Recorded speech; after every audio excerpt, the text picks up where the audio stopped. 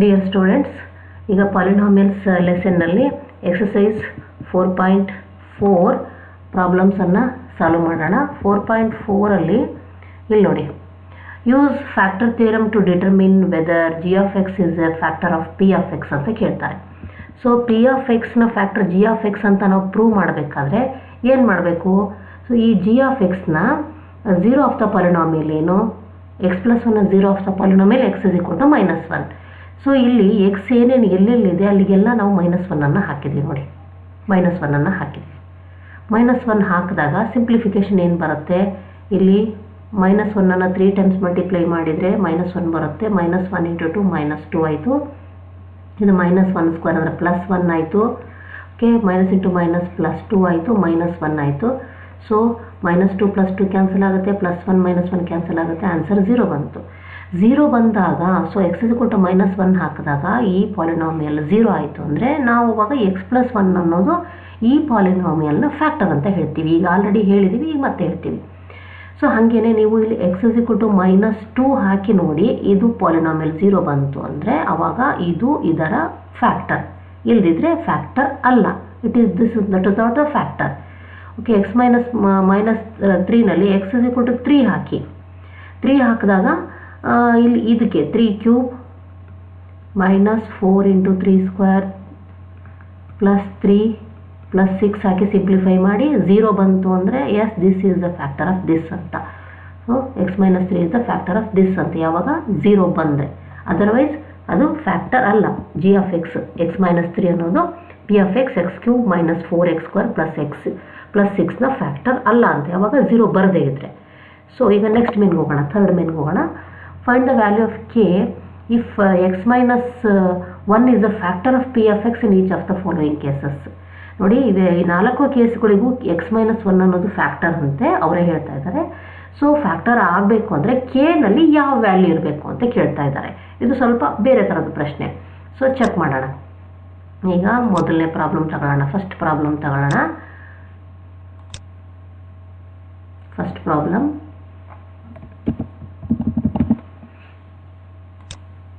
Sorry, first problem, p of x is equal to x² + x plus k. g of x ಏನಿದೆ? x -1 ಇದೆ. ಇನ್ನೊಂದ್ಸತಿ check ಮಾಡೋಣ. p of x ಏನಿದೆ ನೋಡಿ, x² + x plus k ಇದೆ. Yes right. g of x ಅನ್ನೋದು x -1 ಇದೆ. So I will change the ink ನಾವು. ಓಕೆ, ಸೊ ಈಗ ನೋಡಿ, ಈಗ ಜಿ ಆಫ್ ಎಕ್ಸ್ನ 0 ತೊಗೊತೀವಿ. ಜಿ ಆಫ್ ಎಕ್ಸ್ x -1 0 ಅಂದರೆ x is equal to 1. x -1ಗೆ ಏನು ಹಾಕಿದ್ರೆ 0 ಬರುತ್ತೆ? 1 ಹಾಕಿದರೆ 0 ಬರುತ್ತೆ. So 0 of this x -1 g of x ಅಂದರೆ x ಇಸ್ ಈಕ್ವಲ್ ಟು 1. ಯಾವ ವ್ಯಾಲ್ಯೂ ಹಾಕಿದರೆ ಇದು 0 ಬರುತ್ತೆ ನೋಡ್ಕೊಳ್ಳಿ. ಅದನ್ನು 0 ಆಫ್ ದಿಸ್ ಪಾಲಿನಾಮಿಯಲ್ ಅಂತ ಕರಿತೀವಿ. ಅದನ್ನು ಇಲ್ಲಿ ಅಪ್ಲೈ ಮಾಡ್ತೀವಿ.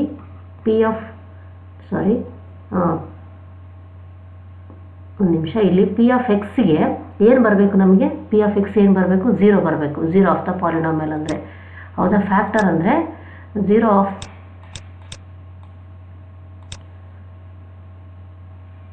ಓಕೆ. ಈಗ ನಾನು ಎಕ್ಸ್ ಇರೋ ಕಡೆಗೆಲ್ಲ 1 ಹಾಕ್ತಾ ಹೋಗ್ತೀನಿ. ಅವಾಗ ಹೆಂಗೆ ಬರಬೇಕು ನಮಗೆ value? P of X value ಏನು ಹಾಕಬೇಕು? ಅದು ಫ್ಯಾಕ್ಟರ್ ಅಂತ ಅವರಾಗಿ ಹೇಳಿರೋದ್ರಿಂದ 0 ಆಗಬೇಕು. ಯಾವಾಗ? 1² + 1 + k. ನೋಡಿ, ಪಿ ಆಫ್ ಎಕ್ಸ್ ವ್ಯಾಲ್ಯೂ 0 ಆಗಬೇಕು. ಕೆಗೆ ಏನಿದ್ರೆ ಇದು 0 ಆಗುತ್ತೆ. So p of X value 0. ಯಾಕೆ?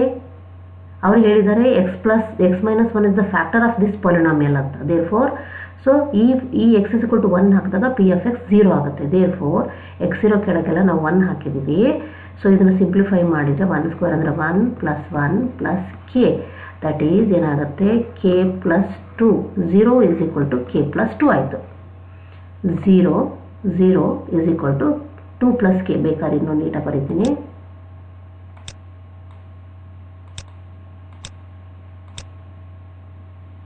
Okay, I will write 0 is equal to 1 + 1 2 + k.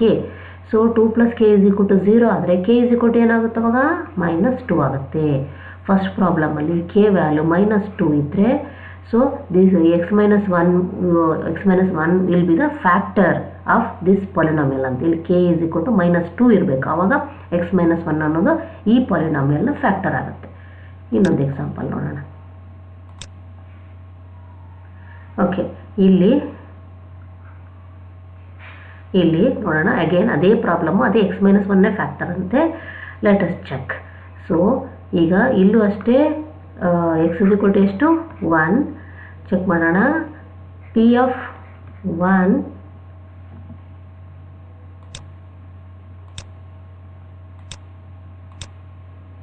So p of X ಏನಾಗಬೇಕು 0 ಆಗಬೇಕು. ಯಾವಾಗ ನಾವು ಎಕ್ಸ್ ಇರೋ ಕಡೆಗೆಲ್ಲ 1 ಹಾಕಿದರೆ, ಹೌದಾ? ಯಾಕಂದರೆ ಅದರ ಫ್ಯಾಕ್ಟರ್ ಯಾವುದು ಎಕ್ಸ್ ಮೈನಸ್ 1 ಅವರೇ ಹೇಳಿದ್ದಾರೆ. ಸೊ 2 1 ಸ್ಕ್ವೇರ್ ಅಂದರೆ 1 ಪ್ಲಸ್ ಕೆ ಇಂಟು 1 ಅಂದರೆ k plus √2. Okay, so 2 1 2 plus k plus √2.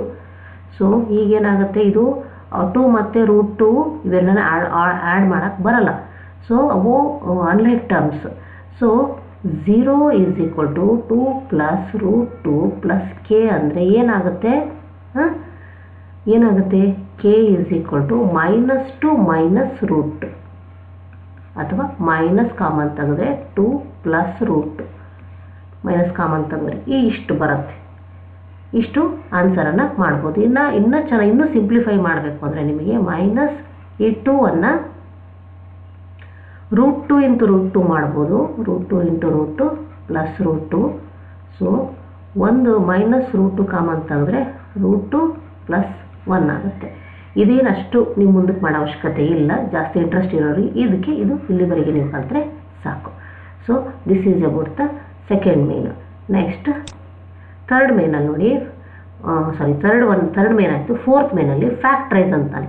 12x² - 7x + 1 middle ಟರ್ಮನ್ನು split ಮಾಡಿ ಫ್ಯಾಕ್ಟ್ರೈಸ್ ಮಾಡಬೇಕಿಲ್ಲಿ.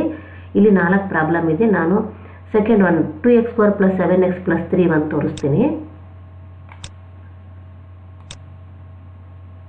ಇನ್ನೊಂದ್ಸತಿ ನೋಡ್ಕೊಳ್ಳೋಣ. 2x² + 7x + 3 ನೋಡಿ.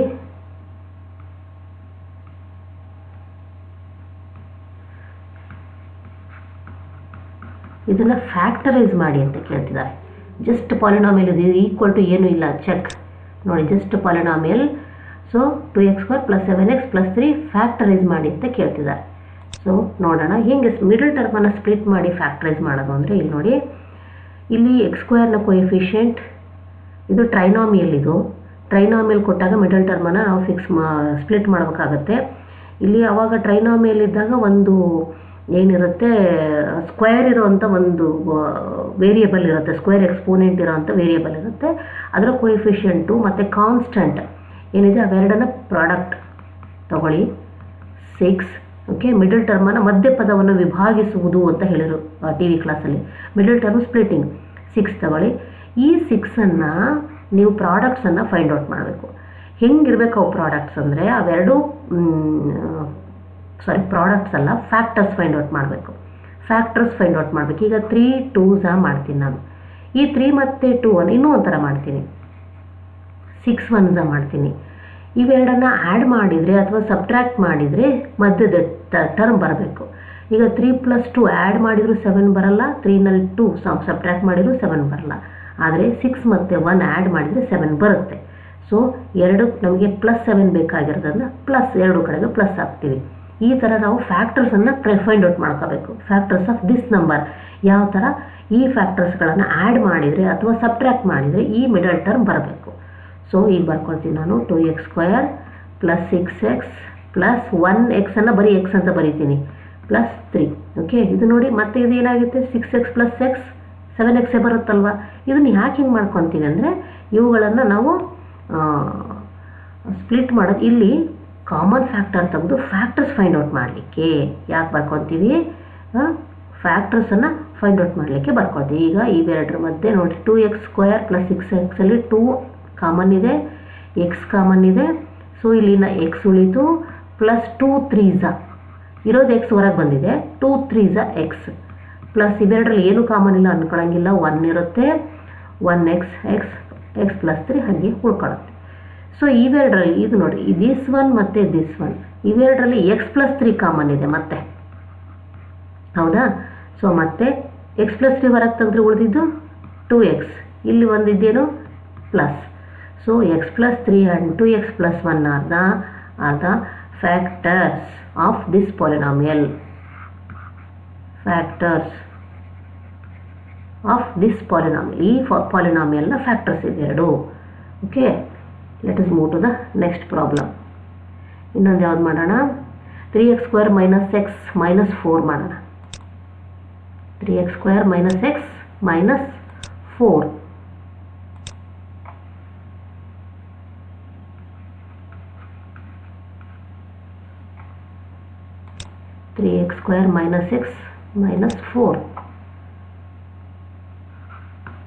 ಮಿಡಲ್ ಟರ್ಮನ್ನು ಸ್ಪ್ಲಿಟ್ ಮಾಡೋಣ.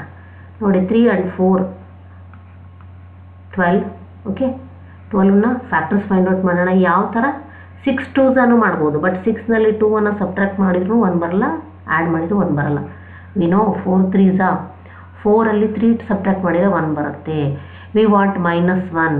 ಸೊ ಬಿಗ್ ನಂಬರ್ಗೆ ಮೈನಸ್ ಹಾಕ್ತೀವಿ, ಸ್ಮಾಲ್ ನಂಬರ್ಗೆ ಪ್ಲಸ್ ಹಾಕ್ತೀವಿ. Okay, so 3x² - 4x + 3x - 4. ನೋಡಿ -4x + 3x ಅನ್ನು ಸಿಂಪ್ಲಿಫೈ ಮಾಡಿ ಮತ್ತೆ -4x ಬರುತ್ತೆ. ಈ ಥರ ಬರ್ಕೋಬೇಕು.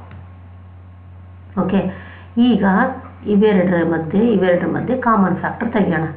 ಇಲ್ಲಿ ಏನು ಕಾಮನ್ ಇದೆ? ಎಕ್ಸ್ ಕಾಮನ್ ಇದೆ. 3x ಉಳಿತು ಒಳಗೆ, x² 1x ಹೊರಗೆ ತೆಗೆದಿದ್ದೀನಿ, 3x ಉಳಿತು -4. ಓಕೆ, ಇವೆರಡರಲ್ಲಿ ಏನು ಕಾಮನ್ ಇಲ್ಲ ಅಂತ ಹೇಳಂಗಿಲ್ಲ. +1 ಉಳಿತು, ಇಲ್ಲೇನಿದೆಯೋ ಸೈನ್ ಅದೇ ತೊಗೋಬೇಕು, +1. 3x - 4 ಹಾಗೆ ಉಳಿತು. ಸೊ ಮತ್ತೆ ಅಗೇನ್ ವಿನೋ ಇವೆರಡರಲ್ಲಿ ಏನು ಕಾಮನ್ ಇದೆ? 3x - 4 ಕಾಮನ್ ಇದೆ. ಸೊ ಇಲ್ಲಿ x ಉಳಿತು, ಇಲ್ಲಿ 1 ಉಳಿತು. So this 3x - 4 and x + 1 are the factors of this polynomial. Okay, ಅರ್ಥ ಆಯ್ತಾ? ನೆಕ್ಸ್ಟ್, ಸೊ ಇನ್ನು ನೆಕ್ಸ್ಟು ಇವುಗಳನ್ನ ಸಿಂಪ್ಲಿಫೈ ಮಾಡೋದಿದೆ. 5th ಮೇನು ಫಸ್ಟ್ ಇವನ್ನೆಲ್ಲ ಪರ್ಫೆಕ್ಟ್ ಆದಮೇಲೆ ಯಾರು ಪರ್ಫೆಕ್ಟ್ ಅಂತ ಹೇಳ್ತೀರೋ ಅವ್ರಿಗೆ ನಾನು ಇವನ್ನ ಹೇಳ್ಕೊಡ್ತೀನಿ. 5th ಮೇನೇನು. Next ಅಲ್ಜಿಬ್ರಾಯಿಕ್ identities. ಇವು 4 ನಾನು ನಿಮಗೆ ಕಲೀಲಿಕ್ಕೆ ಹೇಳ್ತಾ ಇದ್ದೀನಿ. ಹೋಮ್ವರ್ಕು ನೀವು ವರ್ಕ್ಶೀಟಲ್ಲಿ ಇವುಗಳನ್ನು ಬರೆದು ತೋರಿಸ್ಬೇಕು. ಹೇಗೆ ಅಂತಂದರೆ, ಈ x + y ಏನೂ ಇಲ್ಲ, x + y × x + y multiply ಮಾಡಿದ್ರೆ ಏನು ಬರುತ್ತೆ? ಬೈನಾಮಿಯಲ್ ಪ್ರಾಡಕ್ಟ್ ಮಾಡಿ. ಇಲ್ಲಿ x - y × x - y ಏನು ಬರುತ್ತೆ? Product of the ಬೈನಾಮಿಯಲ್ಸ್.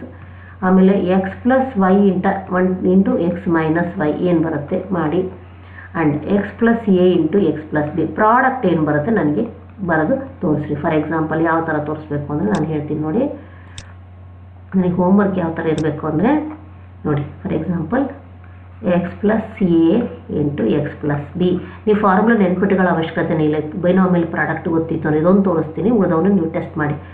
ಈ ಎಕ್ಸಿಂದ ಇವೆರಡನ್ನು ಮಲ್ಟಿಪ್ಲೈ ಮಾಡೋಣ. x × x x², ಮತ್ತು ಇಲ್ಲಿ ನೋಡಿ ಇಲ್ಲೇನಿದೆ ಪ್ಲಸ್, ಇಲ್ಲೂ ಪ್ಲಸ್ ಇದೆ, plus x × +++ x × b bx. Next plus into plus plus, ಇದು ಪ್ರೈಮರಿ ಸ್ಕೂಲಲ್ಲೇ ಕಲ್ತಿದ್ದೀರಾ. a × x ax, plus into plus plus a × b ab.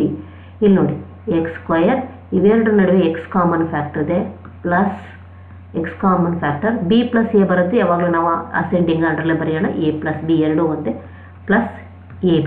ಹಿಂಗೆ ಬಂತು. ಇದೇ ಥರ ಇನ್ನು 3 ಪ್ರಾಡಕ್ಟ್ ಆಫ್ ಬೈನಾಮಿಯಲ್ ಇದೆ. ನೀವು ಮಾಡಿಬಿಟ್ಟು ಅವು ಐಡೆಂಟಿಟೀಸನ್ನು ನೆನ್ಪಿಟ್ಕೊಳ್ಳೋದು ಬೇಡ, ಅದು ಹೆಂಗೆ ಬರುತ್ತೆ ನೋಡ್ಕೊಂಡು ನೀವು ಅರ್ಥ ಮಾಡ್ಕೊಂಡ್ರೆ ಸಾಕು, ನೆನ್ಪಿಟ್ಕೊಳ್ಳೋ ಅವಶ್ಯಕತೆ ಇಲ್ಲ. ಸೊ ನೀವು ಡೌಟನ್ನು ಕೇಳ್ತೀರಾ ಅಂತ ನಾನು ನಿರೀಕ್ಷೆ ಮಾಡ್ತಾ ಇರ್ತೀನಿ. ನೀವು ಡೌಟ್ ಇದ್ದರೆ ನನಗೆ ತಿಳಿಸಿ, ನಾನು ಖಂಡಿತ ಅದಕ್ಕೆ ಮತ್ತೆ ನಿಮಗೆ ಡೌಟ್ ಕ್ಲಿಯರ್ ಮಾಡಿಬಿಟ್ಟು ಇನ್ನೊಂದು ವಿಡಿಯೋ ಮಾಡಿ ಹಾಕ್ತೀನಿ. Thank you.